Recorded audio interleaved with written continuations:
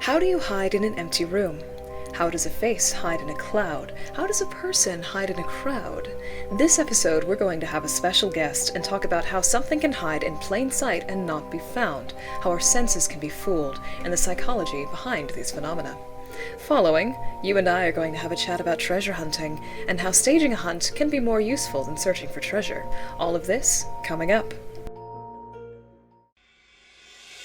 Put on your disguise, pour yourself a cup of tea, and take a step between silver and glass to a world of homebrew magic where secrets are power and daytime reality need not apply. For those of you under the radar and in the know, I'm Amanda Lockridge, and you're listening to the Noctuary.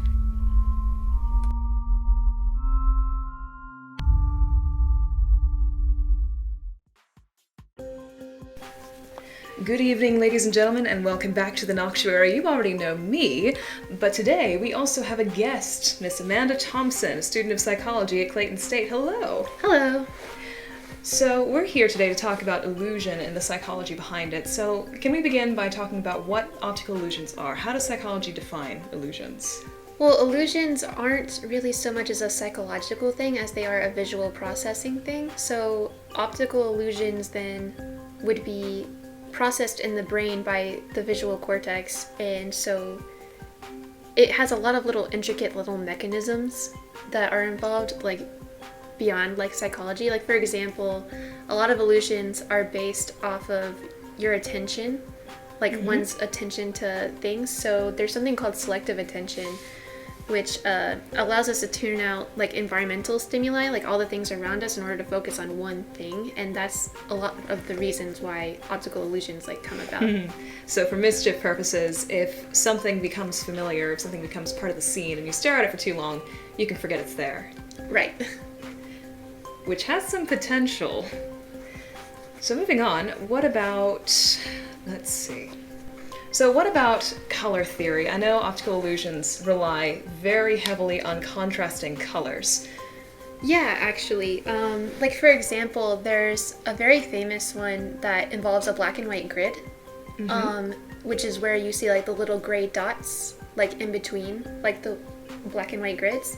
So the reason why that happens is, I don't want to go because it's a very scientific explanation, but there's this thing called lateral inhibition, and basically it means that one neuron in the retina of your eye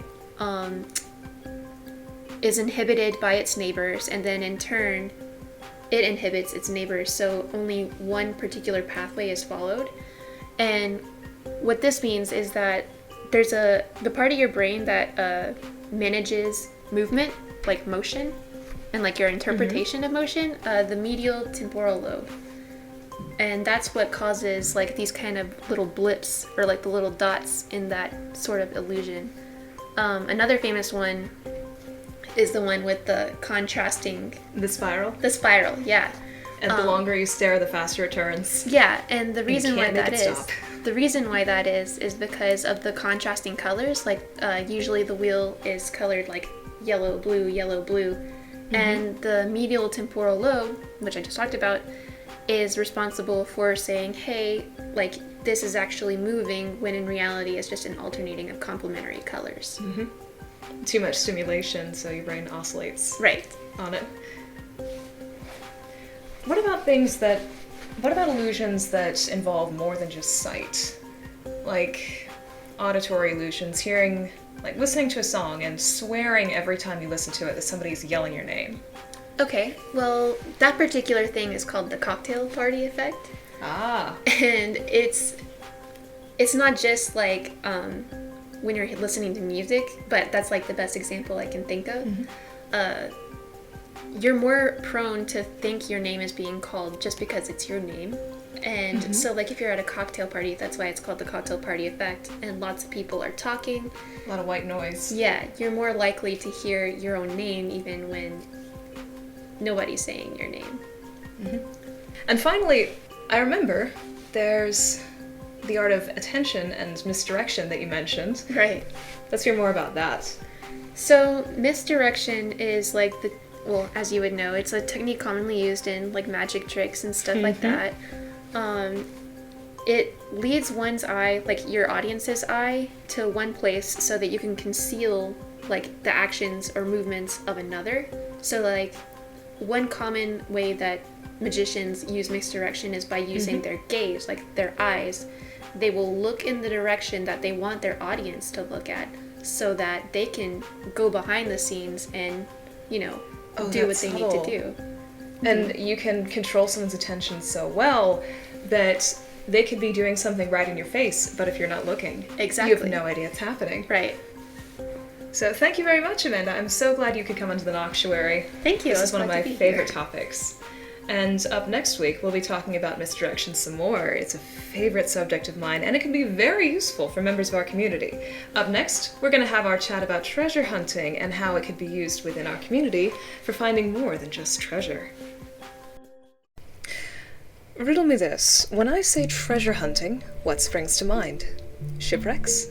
Pirate maps to isolated islands? Old crypts? Maybe tomb raiding?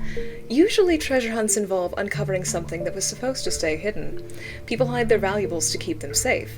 But there's another version that I find a little more interesting. What about the hunts for things that are meant to be found? If a treasure hunt is no longer for the purpose of finding treasure, then what's it for? What good is left in it? Well, there are 3 different reasons that I can think of. Publicity, finding people, and the best kind, in my humble opinion, pure fun. We'll start with that one. When you were a child, did you ever go on an Easter egg hunt? Maybe follow a series of clues on a scavenger hunt, find something buried in the sandbox. The whole game of seeking and finding has always been fun, even after we grow up. And yes, I meant that. Even adults get swept up in the game of finding. There's a reason the Da Vinci Code was so popular, or National Treasure. Outside of books and films, escape rooms are still an ongoing pastime, as are shows like Escape the Night. Follow a series of clues to reach the end of the puzzle and the reward. It's terrific, mad fun, and I highly recommend you give it a try with friends.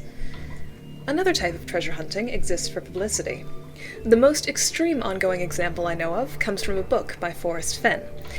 In the book, entitled The Thrill of the Chase, Fenn wrote a poem full of clues leading to a treasure, which is still hidden somewhere in the Rocky Mountains. To this day, no one has found the treasure, valued somewhere at $2 million. Now, at first glance, this looks like an ordinary run-of-the-mill treasure hunt, but you see, Fenn published the book with the intention of getting others to follow his adventures. He means for someone to find the treasure, but before that can happen, thousands of people have to look for it, which means thousands of people have to go outside, explore the outdoors, climb the Rockies, and experience what he experienced. The treasure hunt has brought people into the great outdoors, and that was his goal all along. But if climbing the Rockies doesn't appeal to you, there's a much more approachable worldwide treasure hunt going on. One that's also aimed at getting you out of your house and into the parks: geocaching. Allow me to explain. Geocaching is the art of finding little caches using a hiking GPS. Online, and posted in parks and all sorts of little places, are tags with coordinates. Plug these coordinates into your GPS, and it'll take you within a certain radius of the cache. These caches are graded based on how big they are. They're the standard ones, about the size of the shoebox. Those are the easiest to find, and they go all the way down to the nanos, which are no bigger than a pencil eraser. Hidden inside are toys, stamp pads, something to write your name on, something to claim credit for finding the cache, that sort of thing. The general rule is to take something and leave something behind. Trade the toy for some handmade treasure or little thingamabob in return for finding the cache. Seems pretty straightforward, doesn't it? Think again. The GPS will only take you so close. Once it says you're on the cache, you have to find it. It could be hidden anywhere within 10 or 50 feet of where the coordinates say. The smaller the cache, the harder it'll be to find. I've found them hidden below rocks, tucked into knotholes in trees, wrapped in camo tape, and hidden under tangles of vines, even suspended up in branches. Oh, and there's one more thing that I should tell you. You can't let your surrounding people know that you're geocaching. Anyone who is not geocaching is a muggle, and you never alert the muggles.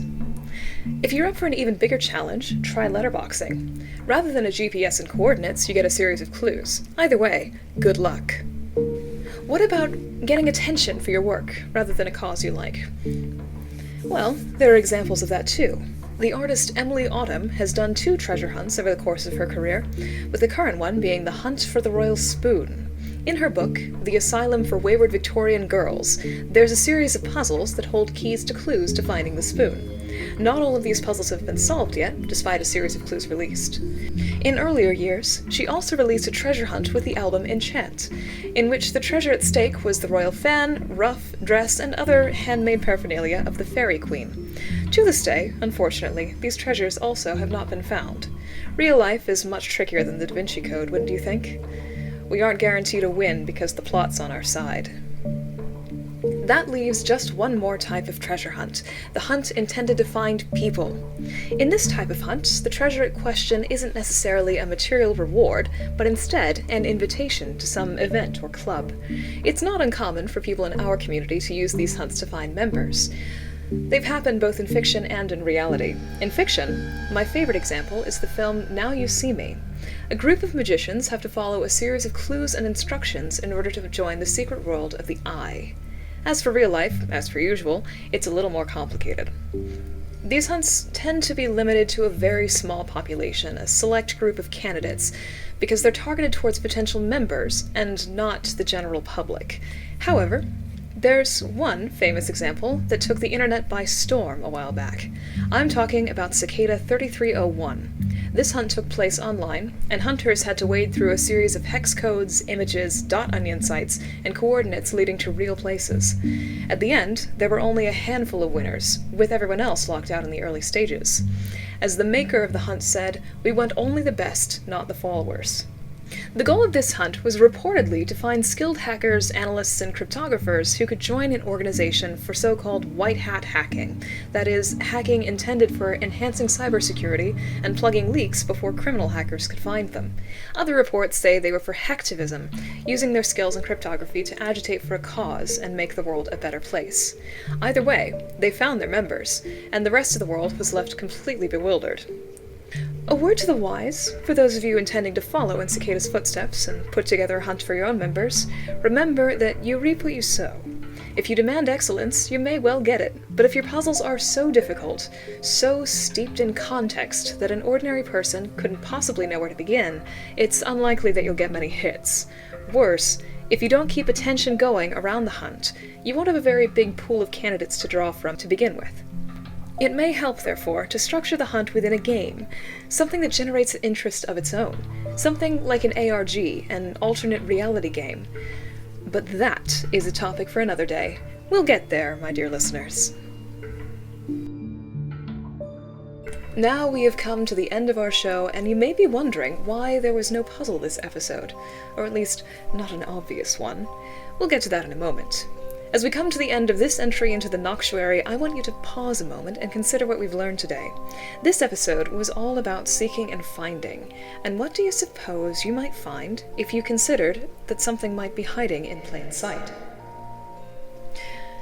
Next episode, we'll cover the art of disguise, and touch back on a subject near and dear to my heart, the most basic skill of all magicians, practical and otherwise, misdirection. See you next episode. When the mask comes off and the teacup is empty, make sure to spare a glance back at the looking glass. In a show concerning secrets, there are secrets to be found. Now ask yourself, was there anything you might have missed? I'll leave you to your pondering and to add to noctuaries of your own. Happy scheming!